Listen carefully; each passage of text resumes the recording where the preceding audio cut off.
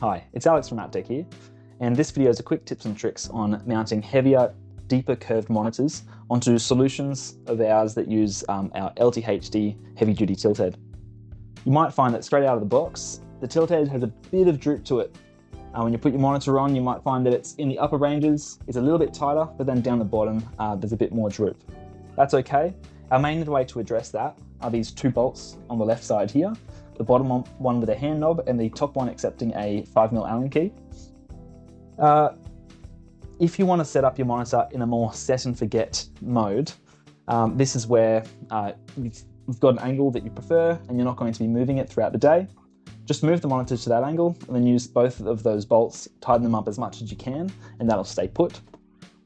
But if the monitor is going to be moved a couple of times throughout the day, whether you like adjusting it to suit your own needs, or if this is in a hot desking situation, then we need to find a perfect balance between the tension of these two bolts.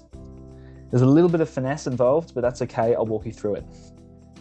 Initially, if you have tightened up any of these bolts, I suggest you loosen them off just a touch initially, and then move the monitor into that upper range. See here? It's staying pretty well, but once it starts going down, it starts drooping a bit more quickly. So when that happens, just focusing on the top bolt for the moment, tighten it up in just quarter turn increments until you find a tension that holds itself in the upper ranges. That tension feels just about right, but it may take more or less for your monitor. But now, there may still be some drift in the lower quarter. Here it's looking pretty good, but just judging by the tension there, throughout the day that's going to slightly droop. To find the right tension there, again, just incrementally tighten up that bottom knob until you've got nice dynamic movement the entire way through.